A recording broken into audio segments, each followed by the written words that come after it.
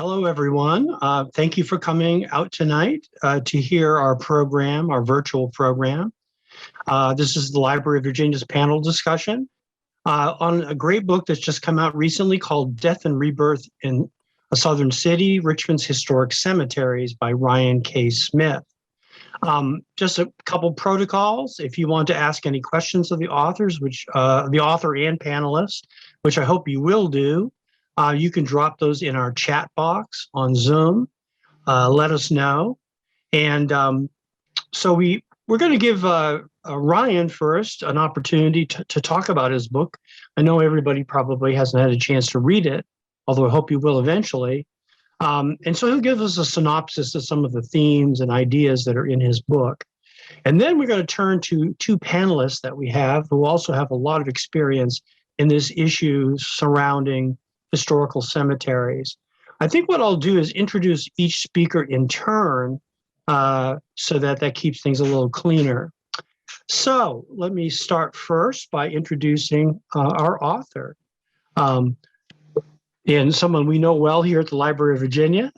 He's Ryan K. Smith. He's a professor of history at Virginia Commonwealth University. He teaches American religious history and material culture. He's authored Gothic Arches, Latin Crosses from 2006, and Robert Morris's Folly in 2014. And the book we're talking about tonight is his most recent work in 2020, Death and Rebirth in a Southern City. He received his PhD in American Civilization at the University of Delaware. We're very proud that he was with us here at the library for a number of years as an archivist. And he joined the faculty of VCU in 2004. And he has a good website that talks a lot about his work on cemeteries that I will put in the chat, the link to that for you. But without further ado, Ryan, tell us about your book. Great. Thanks so much, Greg. I really appreciate the invitation from the Library of Virginia to be here. Appreciate Ashley and Catherine who would work behind the scenes to get us going on our panel discussion tonight. I think it should be pretty clear that the book owes a great debt to the Library of Virginia. Collections there, the court records, the wills, the deeds, the maps, the newspapers, everything, and certainly it owes a debt to the staff, to specific archivists like Minor Wisiger or other staff, Brent Tarter, you, Greg, lots of folks from the staff helped me find sources that I never would have found on my own and helped me think through the project. And similarly, our panelists here tonight, I'm so grateful that Kami Fletcher and Anna Edwards are, I think anybody looking through the citations and references in the book itself will see the debt that I owe to those two scholars and activists for their own work in this field. So I'm just really grateful to be here.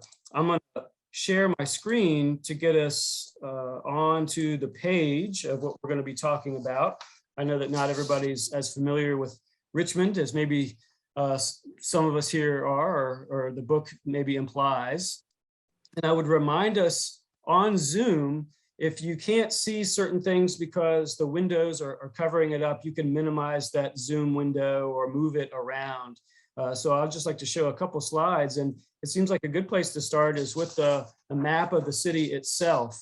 And so the book attempts to tell the story of the burial landscape in Richmond from the city's origins all the way to the present. And when you're looking at the map here, the James River is really the foundational element. And the city began in the early 1700s on the north bank there of the James River. And so those initial early burial grounds were located in the core of the oldest part of the city. It then expanded out to the north side, where you can see a listing of a few other additional cemeteries after a second wave of cemeteries opened. And then the last wave stretched to the west and the east of the city and to the south side. And so if this is the landscape that we're working with, and this is the overall chronology that the book is trying to tell, it makes a few arguments. The book suggests that this Richmond's burial landscape is one of particular power and significance in terms of its overall history and the role that it's played in the history of the nation.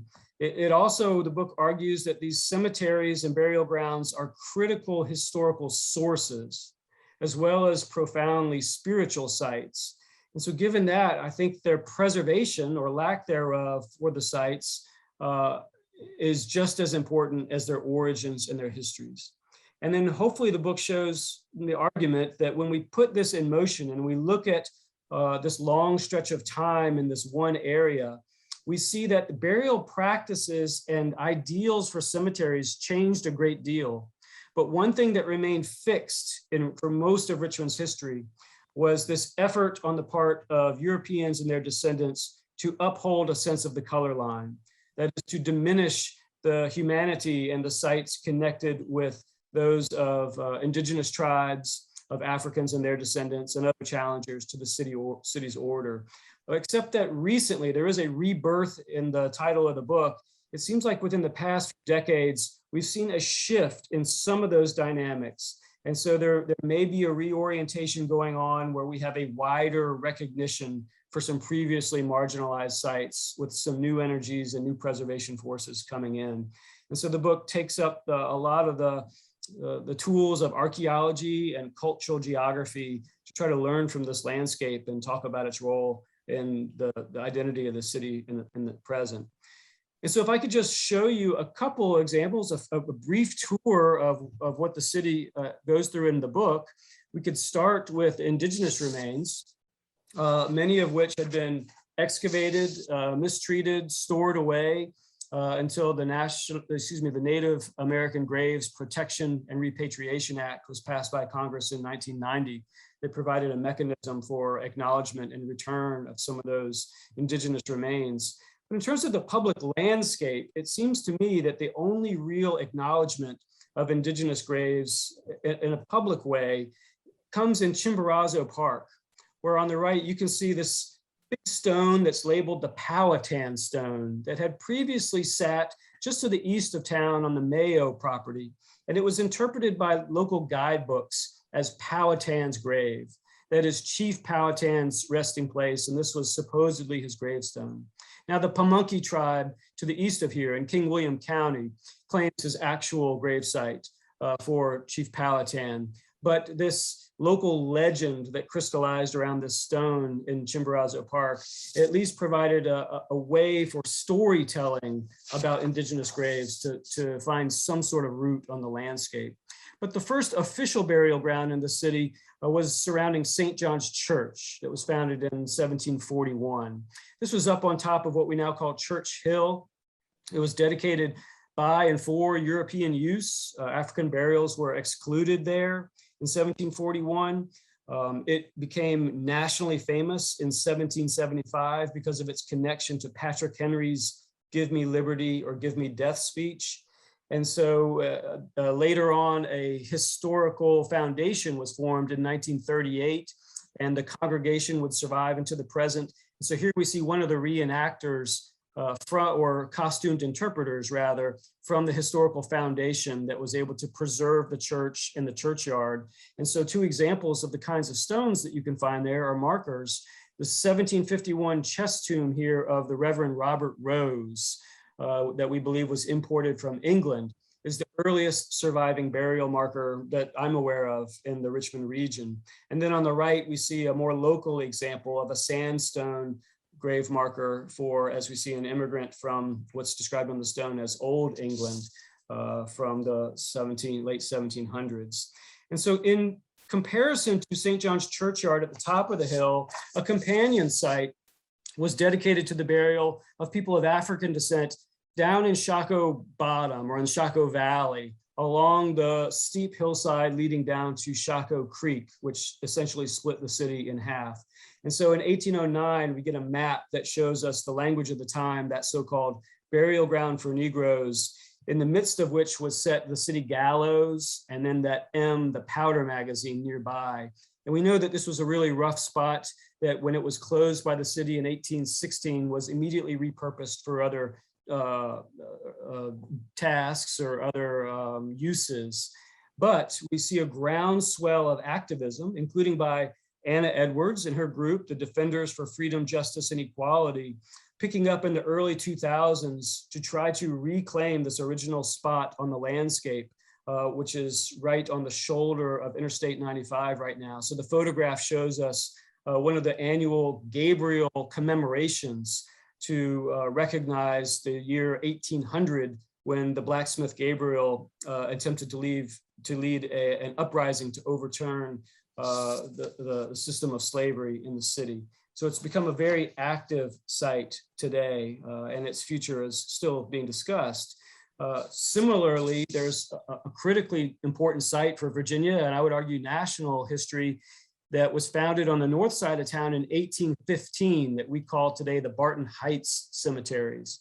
This was founded by an association of free Black residents in the city of Richmond, perhaps the earliest group that was building a cemetery for itself in the entire state. And there we have on the left the example of Philip Wyth's headstone that was raised over his grave upon his death in 1827. It still sits on that site today. It may be the earliest example that we have of an African-American memorial still in place in the landscape. And Gregg has done a great deal of work on this cemetery. He worked with this figure here, Denise Lester, a descendant, who helped call new attention and protections to this site and got it listed on the National Register of Historic Places not that long ago, several decades ago, and has continued to engage with the history of that site going forward. Back across the valley is a different type of white burial ground, which again shows us the changing designs. This looks very different from the churchyard that was fairly jumbled or mixed up or clustered.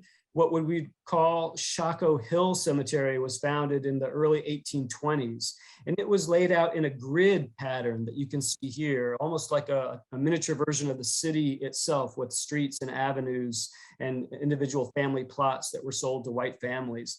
Despite the new design, it continued to uphold those racial distinction. It barred Blacks from even entering the gates of the cemetery unless they were serving in some capacity to white families. And then on the left, we have, again, really a national figure, Jane Steeth Stannard, who died in 1824. And I believe this is a fairly extraordinary grave marker for a woman at the time. It's an enormous neoclassical urn-topped pedestal monument here. She had been an inspiration to Edgar Allan Poe. And there's other Edgar Allan Poe connections throughout the cemetery. So it has drawn waves of interest to the cemetery over time because of some of these notable burials, also including Chief Justice John Marshall.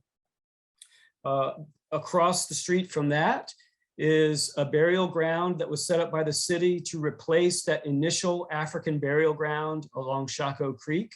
And so this is a site that opened up in 1816, again, segregating out Black burials from white burials. Initially, there was 1 acre set aside for free people of color, 1 acre set aside for the enslaved. Today, we're calling it the Choco Hill African Burying Ground, which it was associated, as I said, with that Choco Hill development over time. It was in operation from 1816 until 1879.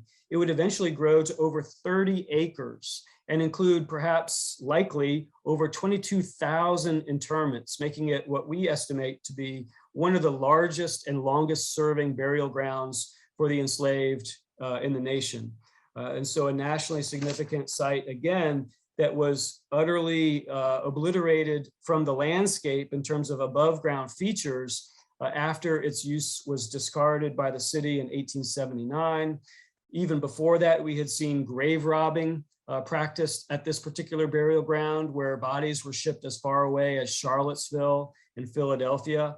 And so we're beginning to try to reclaim this for the landscape. The city has purchased the original core of this property, and this is what it looks like today after the city had allowed a gas station to be built on that property. And so its future looks to be much brighter than its recent past. And there is an example of some of those records from the Library of Virginia that detail some of the many burials that took place in that yard. And then Lenora McQueen, who's been the primary agent of change lately for recognition of this burial ground, who has an incredible personal connection from her 4th great grandmother who was buried in this yard. And Lenora McQueen, through extensive map research, has helped us understand its full boundaries. Also in the same neighborhood is Hebrew Cemetery, which I would argue has a national significance as well. This is one of the oldest continually operating Jewish burying grounds in the state, or in the entire South. It was founded in 1816, and Jews in the city of Richmond generally found a welcome home. They were able to serve in leadership positions throughout city government and in the military. They were able to buy property and generally prospered in the city. And so when the Civil War came, most of the Jewish residents in town backed the Confederacy. And so we see in the center of Hebrew Cemetery, right inside the front entrance, a soldiers section dedicated to the Confederate dead, about 30 Jewish Confederate soldiers whose burials were gathered together there and then surrounded by what I believe is one of the earliest Confederate memorials in the city, a fence raised in 1868 that has some Confederate insignia on it to commemorate the memory of those dead. There are other Jewish cemeteries of importance here in the city, and the book has a chapter that tries to delineate all of that. I would point us back to the Franklin Street Burying Ground as the first Jewish burying ground in the state of Virginia, founded in 1791. We see a rededication effort there in 1909 in the midst of a lot of tensions surrounding immigration. And then on the right, some of those even internal Jewish tensions surrounding immigration find a new solution, a new ability to cross some of those bounds that had previously marked off different Jewish congregations from one another through the Emek Shalom Holocaust Memorial, founded in 1955 by Jewish immigrants fleeing the Nazi purges. And so that 1955 memorial was, again, one of the first in the nation to recognize the victims of the Holocaust. We move forward to the Civil War era. Just before the war, Hollywood Cemetery brings in another brand new design into the city's cemetery scene. It has a very organic, picturesque, curvilinear design. John Notman designed it. He thought it was one of the most beautiful sites for a cemetery he'd ever seen, but it quickly becomes swamped by the enormous numbers of Confederate dead. And so Hollywood Cemetery would receive during the war at least 11,000 Confederate soldiers buried there during the war and many more after it. And so in the years following the war, the Ladies Memorial Association helped initiate the Memorial Day traditions at the cemetery and helped raise this Confederate monument in 1869, this 90-foot pyramid. And those kinds of commemorations and recommemorations would continue. We know that the statue of Jefferson Davis on Monument Avenue has been taken down, but the Jefferson Davis family plot in Hollywood Cemetery, I would argue, now carries even greater significance in that place of his burial with his corresponding statue there. Across town, the city did something of a copycat cemetery at Oakwood Cemetery. You can see this was founded in 1854. It has a similar shape to that of Hollywood. It also received an enormous number of Confederate burials, at least 16,000 during the war. And so those with Hollywood essentially combined to about 10% of all Confederate dead throughout the Civil War. A challenge to both of those was laid down by the federal government in its National Cemetery Initiative that took place following the Civil War. And so here we see Richmond National Cemetery set up in 1867 that gathered over 6,000 Union burials into this one hallowed space that was enclosed by a fence and then a wall. It had a dedicated keeper to it. It also featured some of the first purposefully integrated burials in the city, in that United States colored troops who had fought during the war or immediately afterward and served were buried alongside white soldiers, white Union soldiers as well. Of course, Confederates were barred from being here. And so this was a real challenge to ex-Confederates still in Richmond who were increasingly gaining back political power. So a really important signal here. A lot of the Black residents of Richmond were able to create Decoration Day traditions at Richmond National Cemetery in the years immediately following the war. So a really interesting space that not many people know about. In Richmond, we tend to think of Arlington National Cemetery, but here we have one within 2 miles of the one-time Confederate capital, within the Confederate earthworks. And so we conclude my quick tour here with Evergreen and East End Cemetery that were founded by and for the Black community during the period of Jim Crow. After some of the promise of Reconstruction had been rolled back, we see the Black community relying on itself to create its own banks, newspapers, insurance agencies, businesses, and institutions like this, the cemeteries. And these would grow to become very large. Evergreen Cemetery grew to almost 60 acres. East End Cemetery would grow to almost 16 acres. These adjoined one another across the creek from Oakwood Cemetery. Nationally notable figures buried there, including Maggie Walker that we see up there visiting her family plot before her death, obviously. She would later be buried in that same family plot. But Evergreen and East End Cemetery, like so many African-American cemeteries founded after the Civil War, would struggle with some challenges. There would be some financial setbacks. There would be disinvestment from the state or other opportunities for investment. But there would also be targeted campaigns of violence, desecration, vandalism, dumping of trash, and overgrowth would eventually set in. And so on the bottom right, you can see just how dense that overgrowth had grown in one of these ceremonies in front of Maggie Walker's grave in 1997. And shortly after that is when I first came out to the cemetery and saw the amazing work being done by volunteers to reclaim that, in partnership with descendant families that kept trying to push back against the vandalism and against the overgrowth.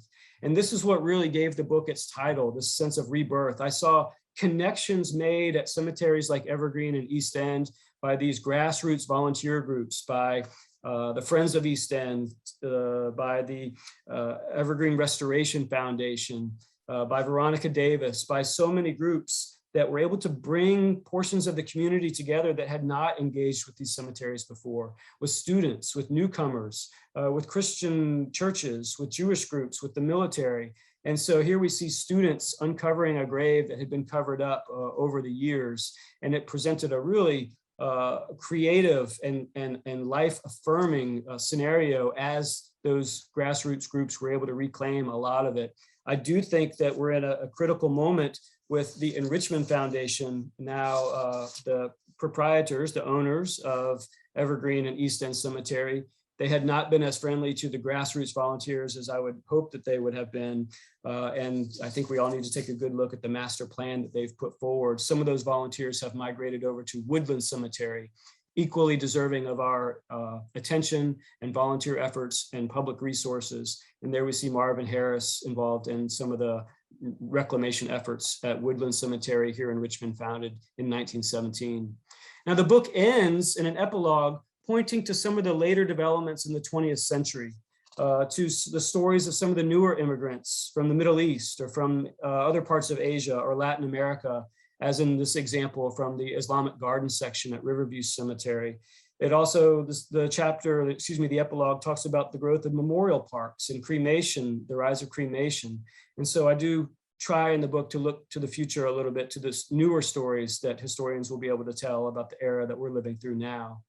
And if I could just say one or two words about the historiographical, the scholarly context, the book's context itself.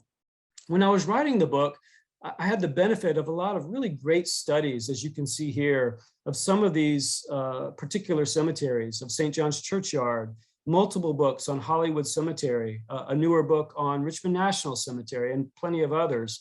A great book by Veronica Davis on the Black cemeteries of the city. But I was a little bit frustrated that there weren't making more connections across these sites. I felt like it's hard to understand Hollywood without understanding Richmond National and Evergreen and some of those earlier sites, and so, or understanding the Jewish sites without understanding the Christian sites and vice versa.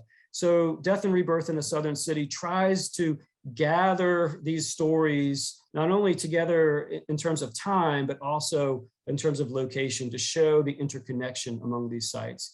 And my very last slide shows us that I think this is taking place too when we look at how cemeteries are studied on the national level. If we look at other locations, other locales, we see particular studies of individual cemeteries, like Blanche Linden's incredible Silent City on a Hill about Mount Auburn in Massachusetts. or we see a grand study of all of 400 years of cemeteries throughout United States history with Marilyn Yalome's book, which gives us breadth, but maybe not as much depth in one particular locale as we might get from a study that I was trying to attempt. And then we do get a great spread of different types of burial grounds and traditions in Kami Fletcher and Alan Almanick's Till Death Do Us Part here, American Ethnic Cemeteries as Borders Uncrossed, which, similar to my book, I would argue, tries to make connections among these different efforts, among these different stories that I was seeking to do in my book. There's certainly others that have done that kind of thing, but this is what I was trying to do with my book. That's the tour I was trying to take us on. And so I really can't wait to hear and discuss the topic with our distinguished panelists that we have along with us. So I turn the floor back over to everybody else and stop talking for a while. Thank you so much, Ryan. It's a fantastic overview. This is a book that Richmond really needed, and your timing was impeccable because there are so many both controversies and efforts being made right now in the city to do this kind of work. So thank you for that really great overview. So I'm going to turn now to our two panelists and introduce them in turn. I'm going to stay at the local level first with Anna Edwards, who is with us, and then we'll turn to Kami Fletcher and maybe do what Ryan was pointing at and look, expand a little bit and think about Richmond in the context of at least the Eastern United States and burial practices. So our next panelist that we'll hear a little bit from is Anna Edwards. As you heard from Ryan, she has been involved for many years with some really excellent groups that have been doing preservation work and activism on the ground here in Richmond. He mentioned the Defenders for Freedom, Justice, and Equality, who in 2004 have worked to really understand early African and African-American history of Choco Bottom, which is the area where that first African burial ground was, and also was the center of the city's slave trade, which was only seconded by New Orleans in its scale. And in that, I find it really interesting. So Anna started her work really as an activist, not as a historian, but then went on and has studied and got her MA in history at VCU. And that's an interesting thing I think I want to ask Anna about, is the connection between those two. Her research interests include early American and African Atlantic world, historic preservation, social justice, memory, and identity. She's currently working at the American Civil War Museum, and she's consulted on interpretive projects with the Valentine Museum, which is the city museum here in Richmond, exhibit at the Black History Museum and Cultural Center of Virginia, and partnered with the library, we were very happy to say, doing a symposium on truth and reconciliation in the 400th year during the commemoration of the 1619 events at Jamestown. So, Anna, tell you're an interesting panelist because you're both a subject of Ryan's book, and you're also, in your own right, a historian thinking and writing about Richmond. Tell us what are your thoughts about what's been happening in the last few years, and then maybe a little bit about your thoughts on Ryan's book and his approach. Sure. Yeah, well, thank you. I really am delighted that Ryan invited me to be a part of this panel. I'm a big fan of his. He was also an advisor on my thesis committee, so he knows me well, and has had a long time to observe, I guess, the work that I've been involved in, and so it's been really interesting to both read and talk to him about his perspective on what he's been observing. And I can't wait now to read Till Death Us Do Part, because I didn't know about it. And when you were describing it, it made me think about what I like about your book and what you of course alluded to at the end anyway, which is that we don't often have an opportunity to see these histories laid out side by side. so that we can sort of see them as case studies for all kinds of things. But I think in this place, I'll refer back to what you described as the practices and the ideals that are sort of embodied by the process of creating burial spaces in a community, and the degree to which they get respected over time. And when they are determined by a community to become either obsolete or unnecessary, or when they're determined by a segment of the community to be obsolete or unnecessary, and then what happens to them. And the way in which Black cemeteries, I think in particular, and Native cemeteries or burial places get described or determined to be irrelevant or unnecessary by others. And then how that sort of sets the stage for the way people respond to those spaces afterwards or over time. So it's really kind of, when, you know, in 2004, when we got started, because we were intrigued by the intersection of the history of Gabriel's Rebellion with the first African burial ground in Choco Bottom, the fact that this burial ground gave us a place to sort of put our social justice feet, as we were also trying to, you know, make the story of Gabriel's Rebellion itself something more popularly recognized by the Black community of Richmond, but also the larger community, because here was a story of an outright fight for recognition of humanity by virtue of saying we should not be slaves, we should not be enslaved people, and we're going to strike for that, and that their lives, or at least some of their lives, and at least as far as we have understood it to this point, you know, on that burial ground or in those places, which themselves then become declarations, even as they might have been. This is my, so here I am doing that run-on sentence thing. If I was writing this down, people would be saying, all right, stop, put a period on that. But just to say that, you know, here is a place which rarely the best of places, right? These burials for Black people are, you know, on hillsides and in valleys and adjacent to waterways. They're in lowlands. And yet, because of that, and because of having to sort of fight even for those spaces or fight to leave those spaces, there are practices and resonances that become apparent in the ways in which people talk about what those places mean to them or have meant to them.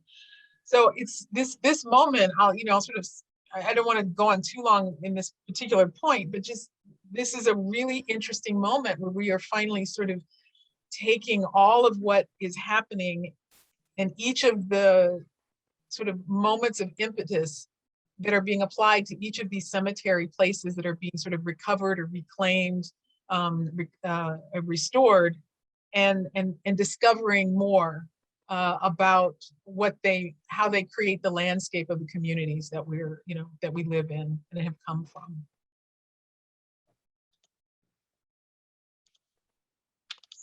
Thank you, Anna. That's great. So I am going to now turn to our second panelist, and let me give her a little bit of an introduction. You've already heard a little bit about her research and writing. Dr. Kami Fletcher is an associate professor of American and African American history and co-coordinator of women's and gender studies at Albright College. She teaches courses that explore the African experience in America and tries to unpack social and cultural U.S. history, all of which intersect, of course, with race, class, sexuality in America.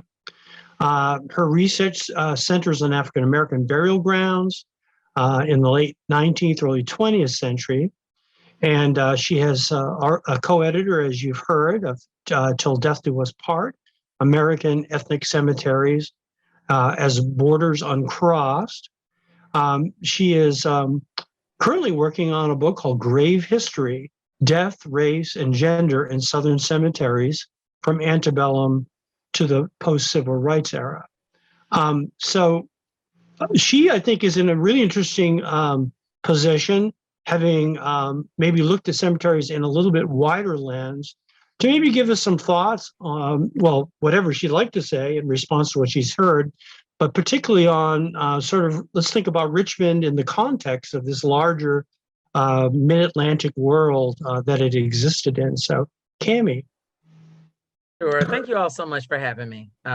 Everything that's been said, I agree with it all. I was just jotting down some things. When Ryan reached out to me to endorse his book, I thought, absolutely. And so here's some things I want to say about it.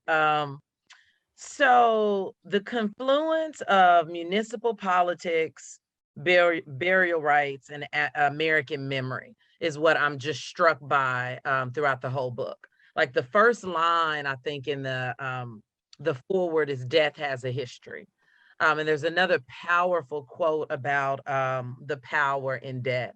So when you look at death at the confluence of these things, I think people don't realize how much city politics, county government, national government come into play in shaping burial grounds.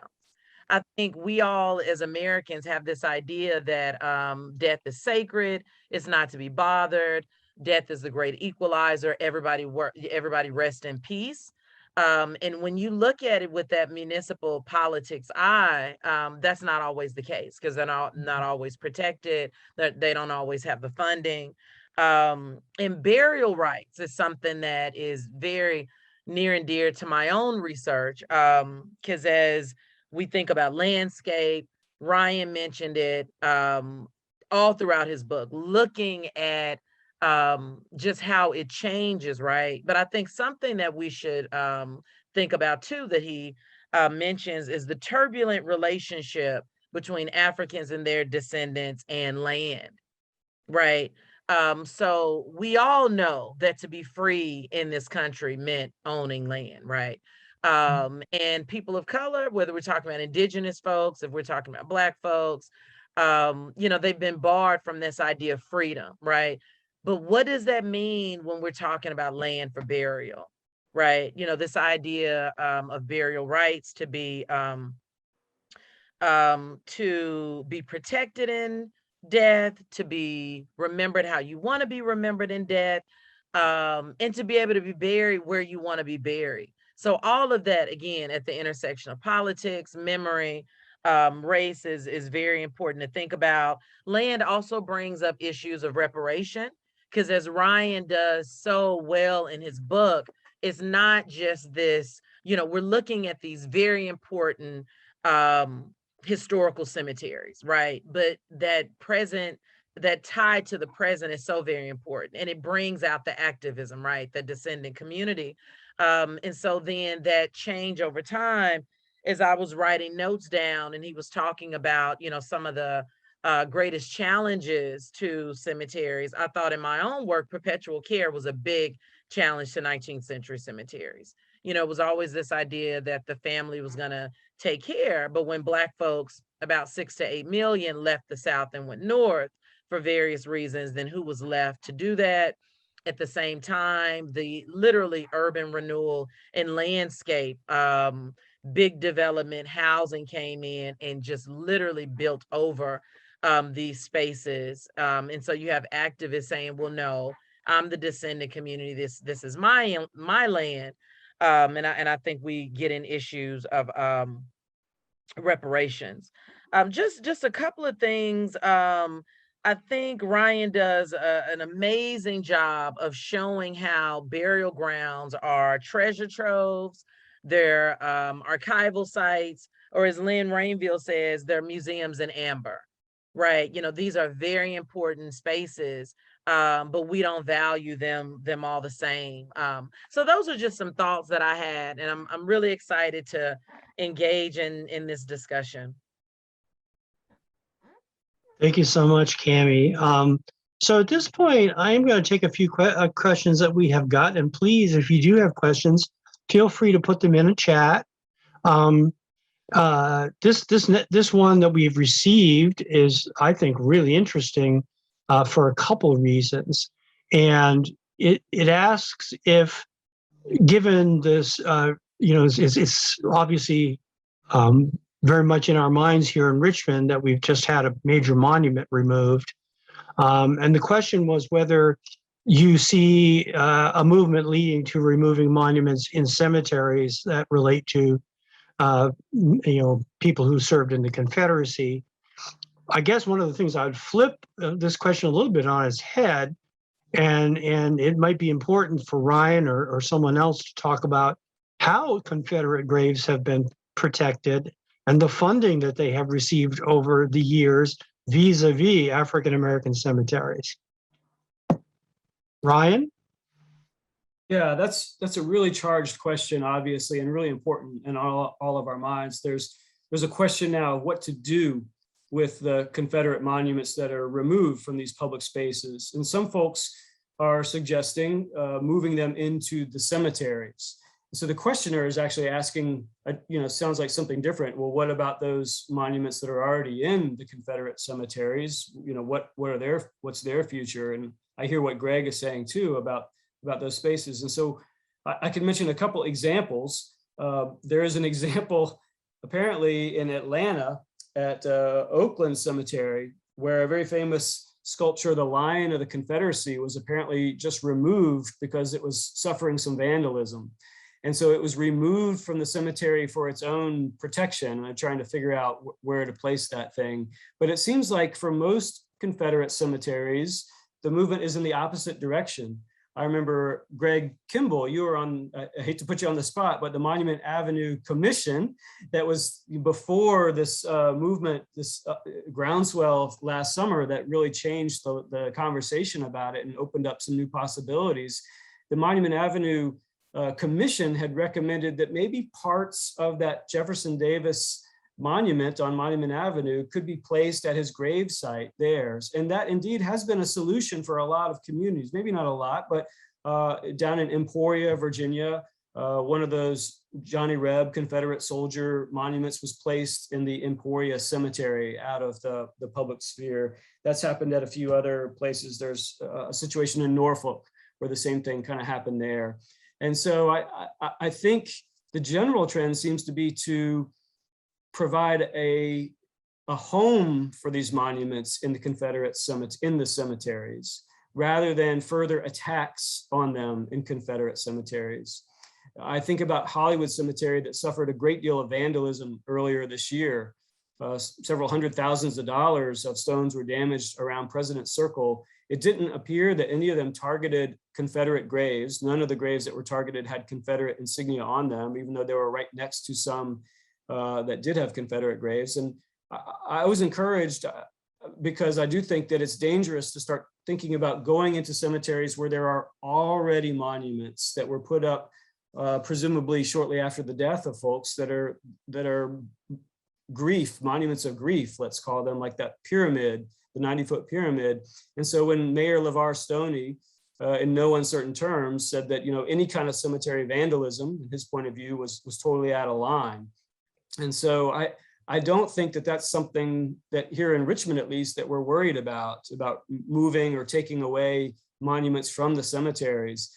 But I do go back to Gregg's point about, well, I don't think, on the other hand, it's as simple as, well, let's just move all these Confederate monuments into the cemeteries, because that helps perpetuate some advantages and attention and resources that those cemeteries have had at the expense of Black graves. I think about Oakwood Cemetery here in town.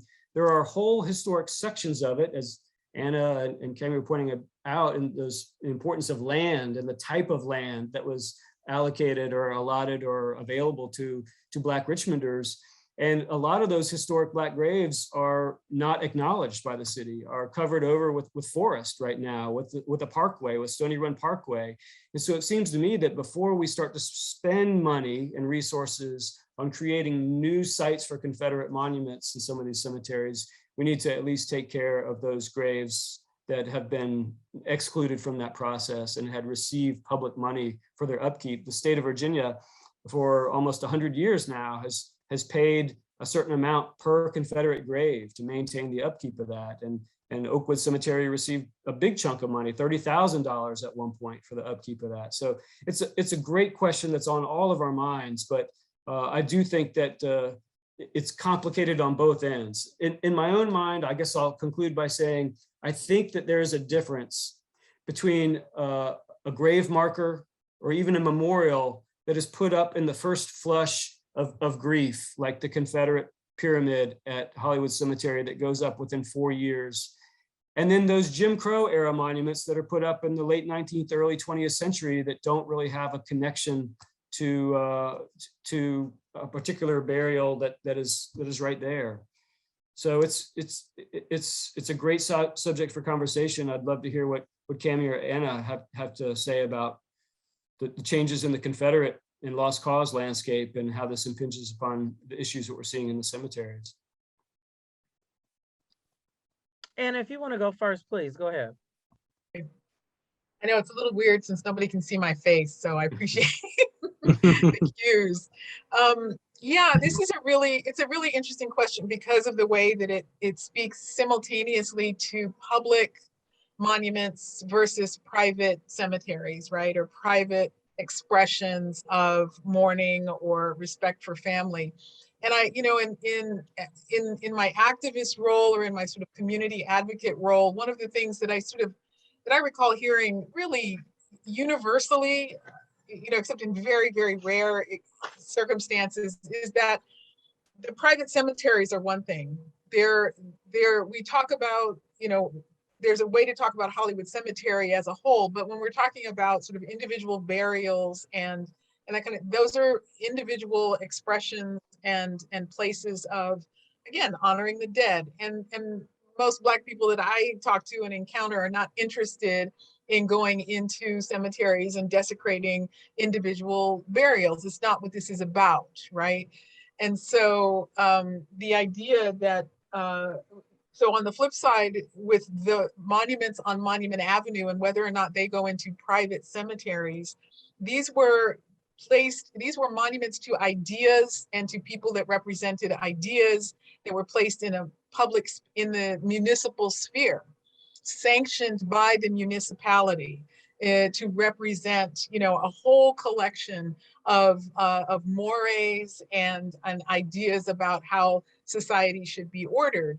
And so, Ryan, when you were talking about challengers to the order, I thought how interesting a framing that was, because it can be applied so, sort of pointedly to every instance in which there was this pushback from the city for either resources to be invested in these municipal cemeteries or resources to support even private Black cemeteries and their development and their maintenance, even when there were people still here to do that. And so I think that one of the things that happens in the public dialogue is this confusion between the ideas in a municipal space and the way that we want the right to treat our dead in these public spaces. It's also correct that this convolution would take place because of the ways in which both public and private cemeteries have been subject to, abuse or neglect or, reuse. And we see plenty of vandalism directed at these African-American cemeteries, sustained generational waves of vandalism. And so that seems to be my concern for vandalism, frankly, rather than vandalism that's directed. Absolutely. Jewish cemeteries, consistently. Yeah. What troubles me is that question. And I remember seeing it early on, like, okay, we're going to take down these Confederate monuments and then we're going to put them in a cemetery. A cemetery is a sacred space that everybody honors. We have to understand what we're talking about. We're talking about monuments to people and leaders, and the idea of upholding Africans and their descendants in perpetual slavery. That's what we're talking about. Those monuments do not need to be in a sacred space. They don't need to be in a public space. We could talk about them being in a museum. I'm a historian. We can talk about the place and the space for that. But I think we have to have a real come to Jesus moment about a Confederate general and any type of monument to this person who fought to uphold slavery, perpetual slavery. So I think that that has to be a part of the discussion, because I think some of it's knee jerk. Oh, they're taking it down. They're doing this. We're doing that. And I just feel like people do not understand exactly, what's going on here. I think we have to understand that these are monuments to promote white supremacy. We have to agree on that. It doesn't matter if it's in your family or, who this person, what good they supposedly did. This is white supremacy. And if we're going to argue on that, then, we really have some understanding, that we have to get an understanding on that. And so those are my immediate comments, and I'm happy to support any of that. Thanks all for answering it. And we've got a couple follow-ups on that.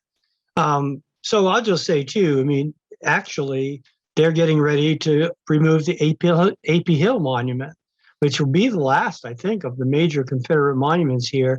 And there was a proposal to move that to a cemetery in Culpeper County, where he was from. He does happen to also be buried under the statue, which is kind of an unusual, well, maybe not so unusual, situation. And so a couple of people commented as y'all were talking, I guess like Ryan, here's one, there is a little subtlety here, I think. So when, the original grounds in Hollywood, where you have many, just the regular soldiers who died, these numbered headstones, you have the pyramid, which was done at a time when nobody was trying to glorify, the lost cause by building that. There's nothing about that monument that is really ideological. To me, it's about loss. And I do think people, have to, there is a sense that people ought, no matter what cause people died, then, they have a proper burial, and there's a family associated with those people, and they did suffer a loss. It does get different when you start talking about like AP Hill and people who were active leaders in secession, and the Confederate Constitution obviously called for, as Kami said, perpetual slavery. So I think it's a pretty difficult issue. Obviously, the state really doesn't have much authority to do anything about stuff that's in private cemeteries. So I'm not too worried that anything is going to really happen on that scale. As Ryan said, and I think he's absolutely right, I'm more interested in making sure that all burial grounds in the state are preserved correctly, and that there isn't this bias towards preserving certain people's cemeteries and not others. But that, I will say, is my personal opinion. Kami, go ahead. Thank you, Greg. And Ryan, I definitely want to get your comments on this. Another thing that is underlying here that I think needs to be foregrounded and just, said out loud, is that white people historically have had a right to public memorial. They have had a right to land. They've had a right to public grief in ways that Black folks, Indigenous people, people of color just have not.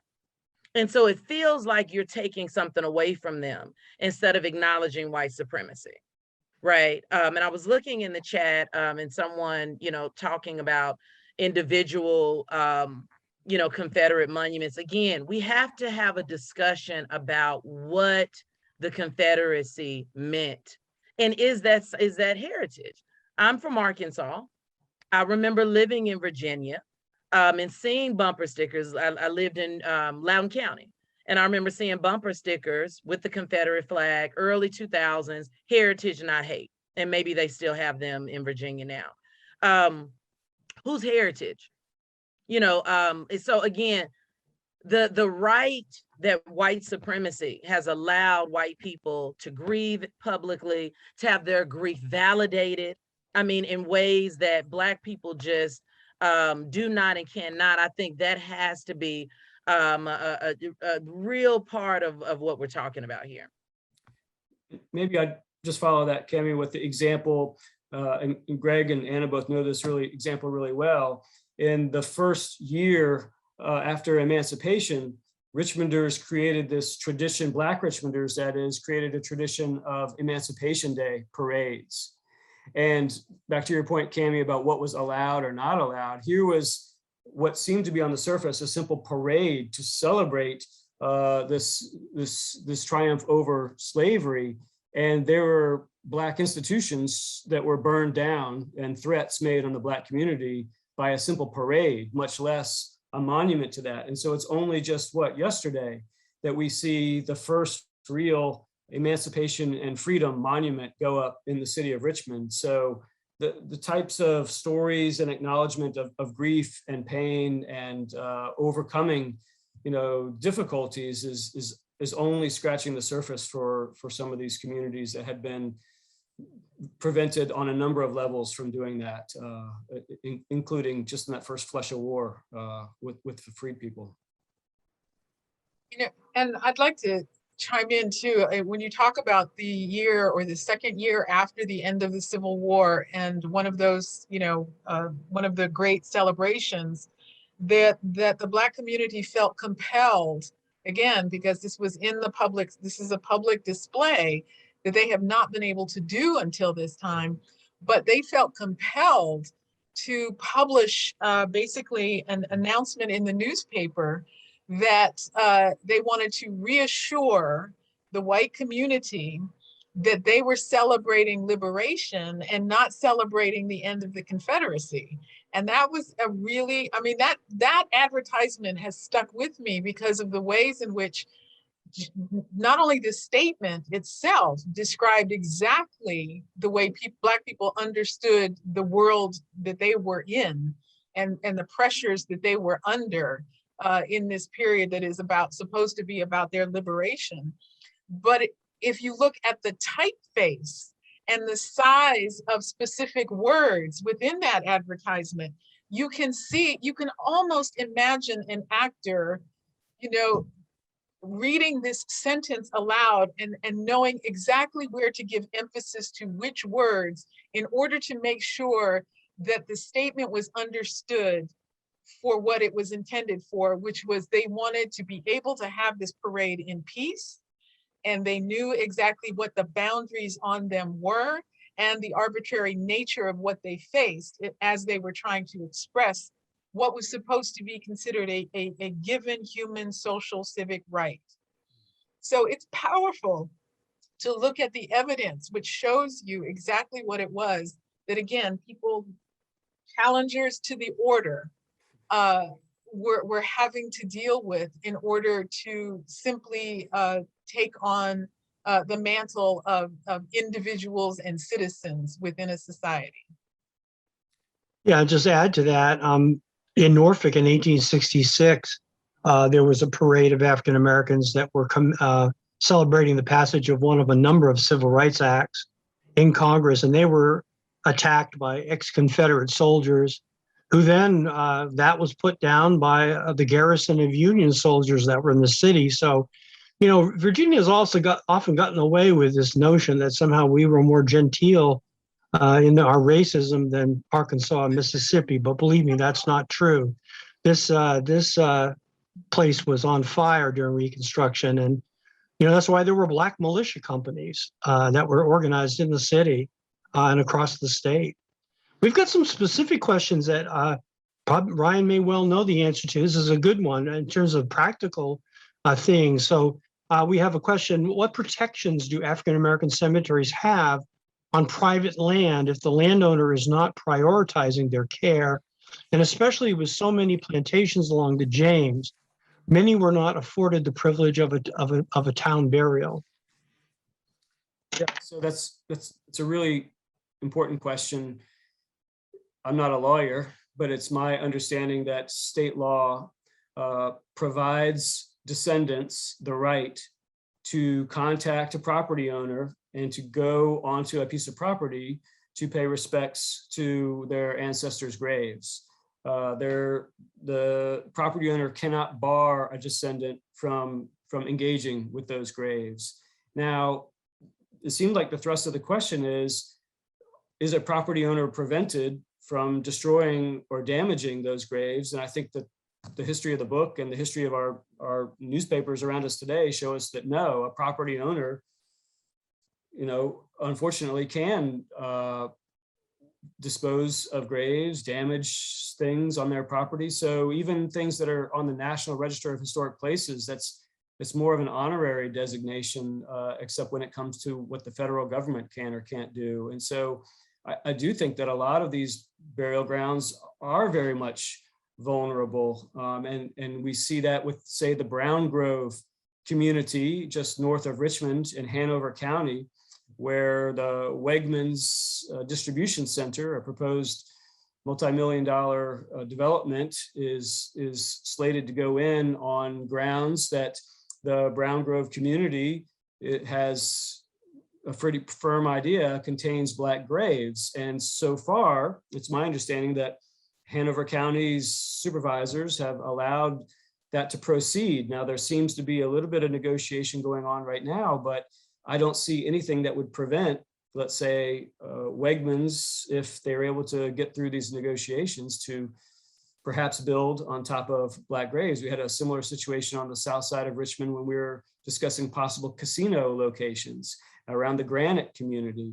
And so this is innumerable scenarios where these smaller family graveyards, or sometimes not so small, as in the case of the second African burial ground or the Choco Hill African burial ground that we have many, many records of, tens of thousands of burials there, and was also sold into private hands and obliterated from the landscape in many ways. So there's been a movement by several archaeologists to propose an African-American Graves Protection and Repatriation Act, recognizing that this is not just even about cemeteries, it's also about the human remains of Black people that are in institutional collections, like those of the University of Pennsylvania or Harvard University, or like those that came out of the East Marshall Street well here in Richmond, Virginia, that date back from around 1850, 1860, that were sent off to the Smithsonian. And so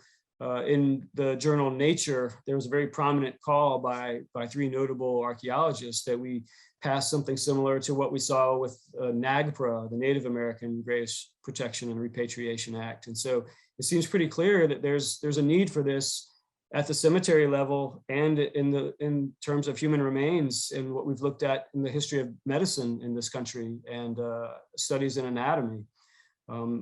Before we even get to that, there has been in Congress a African-American Burial Grounds Network Act that was proposed. I believe our representative, Donald McEachin, was one of the co-sponsors of that.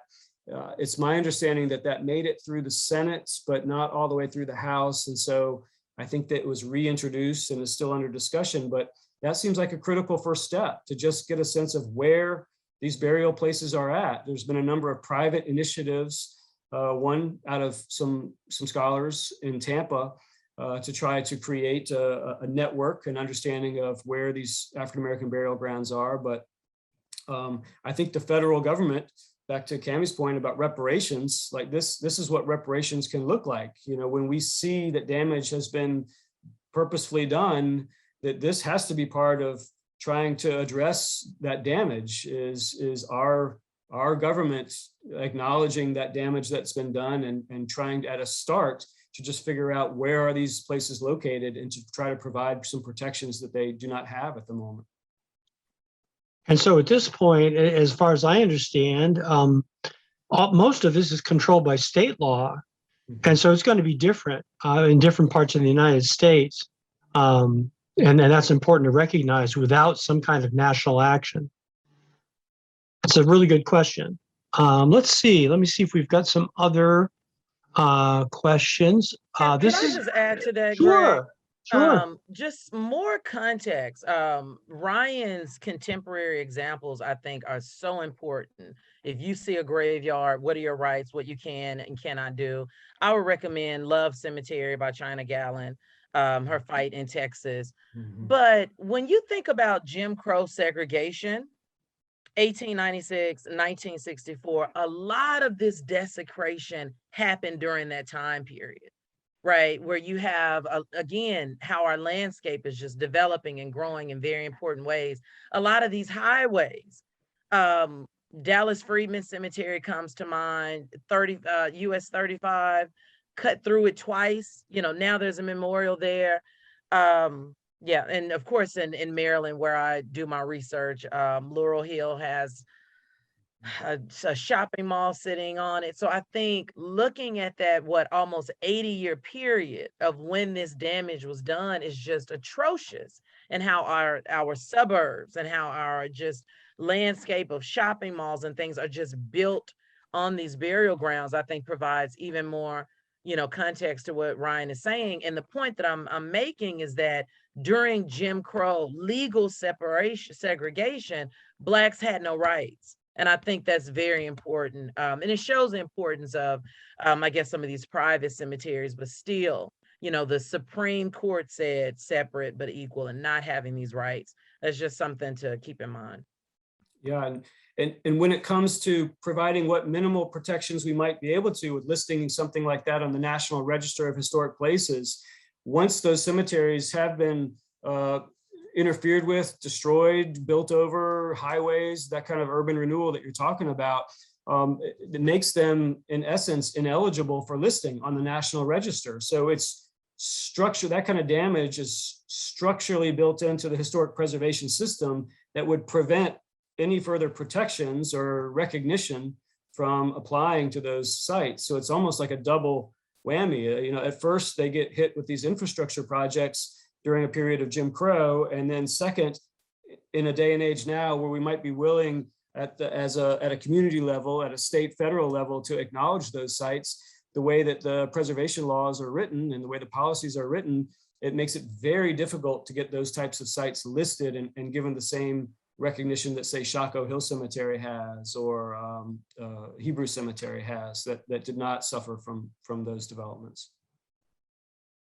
I also think one of the things to think about is the ways in which this moment is creating the opportunities for all of these different kinds of cemetery reclamation projects. You have descendant communities or groupings who have very specific challenges and have differing ideas about how they want their places and these sacred spaces to be either recovered or, made visible again because they don't, they don't exist, or whatever the particular dynamic is. And they're so tied to the identity of a community that there's a lot of learning to do from, institutions that are now willing to invest and are thinking that this is a good idea to do now, but they have a lot of learning to do. And so, I'm encouraged by somebody like the National Trust, which, certainly bore, a lot of responsibility in its early and mid years for contributing to some of these problems, that they have now taken on scholars and projects that are allowing, specifically I'm thinking about the Engaging Descendant Communities rubric, which for the first time gives some way for community people to actually articulate measures by which they want to be engaged and by which they can then inform the kind of policy that is going to be most useful to them in their efforts. And it's steps, it's baby steps, but some of these are seismic, even though they're small. And on that point, I'm glad to see that Lenora McQueen is with us tonight. And she just posted a really good link that basically breaks down Virginia law related to cemeteries. And she's been doing some incredible work. And there's so many groups around the state who are working on all of this, just hammering away at the practical work of restoring, lobbying the General Assembly, the governor, to try to change some of this really terrible history that we have in Virginia related to this. So thank you, Lenora, and all the other people that I've met in my time in Richmond, which has been quite a while. This has become a real movement here. So fingers crossed, we'll keep moving things forward. Let's see, there's a couple other things. And Greg, maybe I could speak to that too. You could hopefully tell if you looked at the book that there is a note that things are changing, that something is changing. We had a parking lot in what was the site of the African burial ground, and that parking lot has been removed. We've had over 3,000 grave markers rediscovered and placed online at East End Cemetery. Something has changed. And so I was energized by that. But as an author, I was trying to figure out, well, you know, how optimistic can we really be? It's clear that, you know, we're living through times that would give us great pause. And there's, as Anna has outlined, just the beginnings of trying to understand what it means to engage a descendant community in this kind of work, and what the state or a group like the National Trust for Historic Preservation can do. And so I, as an author, I had wondered whether my note of optimism and energy was misguided. I think I tried to write that, you know, it's a fragile moment, and historians are good perhaps at looking at the past, but not so good at looking what's going on around us or looking to the future. That's what I appreciate about Kami and Anna so well, being able to kind of diagnose policy and what's going on here. But for me as a historian, I was less used to the idea of turning from the past to explicitly try to take the temperature of where we're at right at the moment, and where all this is leading. Ryan, I think you did an amazing job of doing that, of letting your historical research inform, as you say, the future. But for me, it was informing the present. You know, I did not, and I do not separate that grassroots work, that work on the ground that's going on with the descendant community, and the historic understanding. Because when I think about, you know, the folks in Baltimore's Mount Auburn, I see them so much striving for burial rights. And protection, and you know, this idea of being recognized, and I see that's what's going on here too. So I think in you know, in that way, you really can understand the activism work now, because to found this cemetery back then was activist work. Absolutely. That's right. Thank you, Kim. Just a couple more questions, and I think we'll wrap up. This has been a fantastic session, and thanks all of you for coming and doing this, and you know, for doing the really hard work and putting all this material together and educating people about the issues that we're facing. I want to. We did have a question about Hollywood, that about its role in kind of this rural cemetery movement, and I was actually going to ask you, Ryan. Just from the landscape of the Barton Heights cemeteries, do you feel that's kind of like a part of that same movement in terms of the way it's laid out? Yeah, that's an interesting comparison. We usually, at least the authors and the tour guides and such, that the stories that are told about Hollywood it's innovative here in Richmond for a number of reasons. It's designed for one. But number two, because it was founded by a private organization, not by the municipality or a church or something like that. It was the Hollywood Cemetery Company, some private investors or boosters, we might better call them. And so I've seen some references to that being the first such example. But I think your point about Barton Heights, Greg, is a good one, not just in terms of landscape, but also in terms of that was a private organization, right? Those were individual, free men and women who had pooled their resources to buy a plot of land to provide a resource for a segment of the community there. And so I think that when we talk about innovations, it helps us to think about how that burial ground society for free people of color or the city of Richmond was an innovation, as much so as the innovation of the Hollywood Cemetery Company on that structural administrative level. But I wouldn't put the Barton Heights cemeteries, or that initial group, the first name of that burial ground was apparently known as the Phoenix Burying Ground. And we don't have great early records for what the design of those grounds were like. It was rather small initially. It was about a third or a half of an acre or so. It eventually would expand with the addition of 5 other burial ground societies to create about a 12-acre site. And some of the surviving maps that were done a few generations after their founding look more like a grid to me. They're more gridded and look like Choco Hill Cemetery, let's say, or Hebrew Cemetery. And that makes sense to me because it's a fairly level plot of land. It's not dozens and dozens and dozens of acres the way that Hollywood was. And it wasn't built along a waterway per se. It was overlooking that valley of Bacon's Quarter Branch, but that was a rather small creek. And so I think that we can credit Hollywood with introducing the idea of integrating nature in a very active way in the cemetery's design itself, in not creating just a standard grid pattern or a terrace pattern, that it did have curvilinear roadways, it had hilltop sections, it picked kind of sections based on their view versus other views. It was directly on the waterfront, so it had this beautiful view of the city itself. People were painting that view of the city even before the cemetery went there.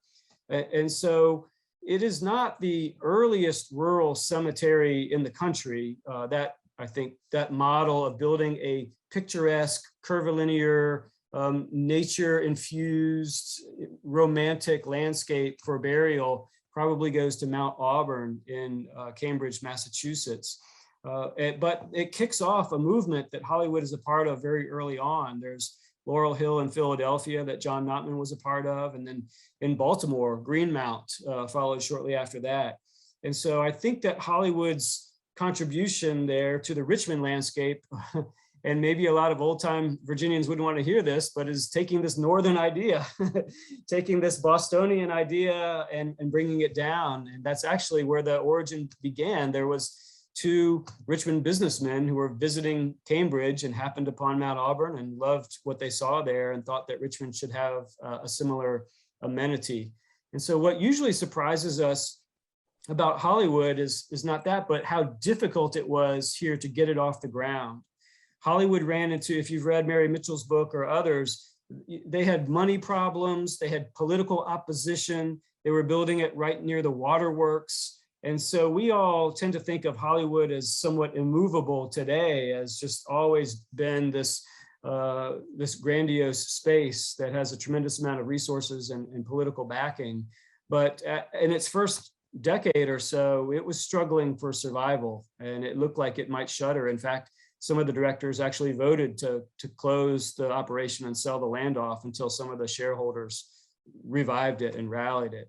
So Hollywood does have a fascinating history, but I do wish that our other cemeteries, like the Barton Heights or like Evergreen or Woodland, had that same level of historical attention and interest and tours. And so I take my students to Hollywood. We tell that story. It's a critical one. It did a lot for the Richmond landscape on that level of aesthetics.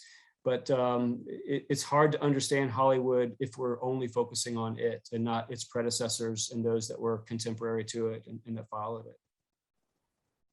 Thank you. That's a great explanation, Ryan. So let's wrap up. I think we've got some great comments in our chat. I wish we could answer all. For ones we didn't get a chance to, maybe we can pass some of those on to Ryan and email you. Any other last thoughts from our panelists tonight?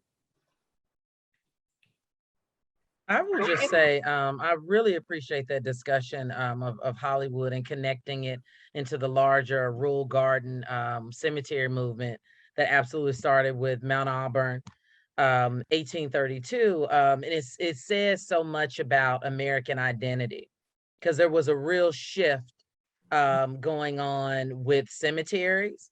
And, really the argument is, this is the US trying to separate itself from Europe, even though we got the idea from Europe, and then every city answered with their own understanding. And part of the book Grave History that I'm working on is that the rural garden cemeteries in the South, particularly Georgia, were really occupied by slaveholders.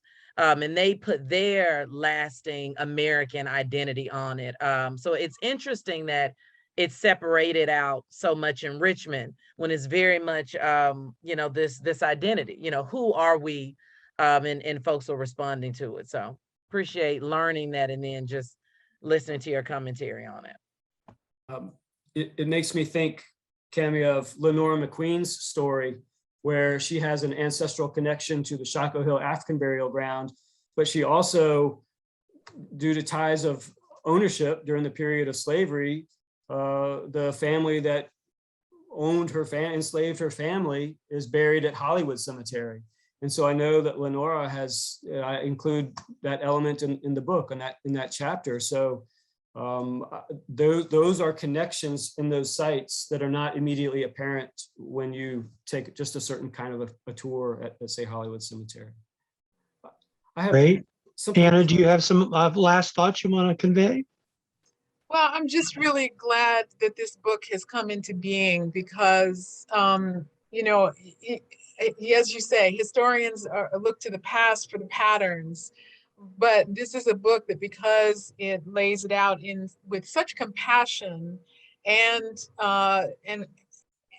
historical fact, right? So delivering to the community the tools that they need to recognize patterns of the past that they are having to work with in the present, right? And understanding those dynamics between, as you say, municipal politics and ideas of reclamation and ideas of what those are going to mean for the future is something that we need those tools, and this is been a much needed resource. So I'm just really glad that we have it in our hands now. Well, I'm so heartened by the conversation. If ever I get moments of my self-doubt, I'll have to go back and rewatch this. You're tremendously supportive, and I appreciate your good humor for it and your grace in it all. But maybe my concluding thought is about this idea of the sacredness of a burial ground that both Kami and Anna had talked about. This idea that cemeteries should be, and the human body after death should be treated with some reverence and respect. And so when we don't see that happening, it's visceral and it's on another level. I think historic preservation is important in every context, but when we see the stakes raised so highly for these burial grounds and these cemeteries, I think it really makes them that much more important. And so back to Kami's point that these are not quiet spaces. These are not static spaces that don't change and that nothing ever happens. Hopefully one thing that I've learned tonight and that I was working on in the book is that these places change a lot over time, even if we still hold on to this ideal that bodies are sacred and that we should treat everyone's remains with the level of respect. Well, that's a great closing statement, and I just thank you all. It's been a great conversation, some great questions from our audience. I know we didn't get to every single question. Please feel free to email us at the library, and we can see if we can follow up on some of the other questions, because there are just too many for us to tackle all of them tonight. But Kami, Anna, Ryan, thank you again. And to our audience, have a great night. Thank you. I appreciate it. Thank you all so much.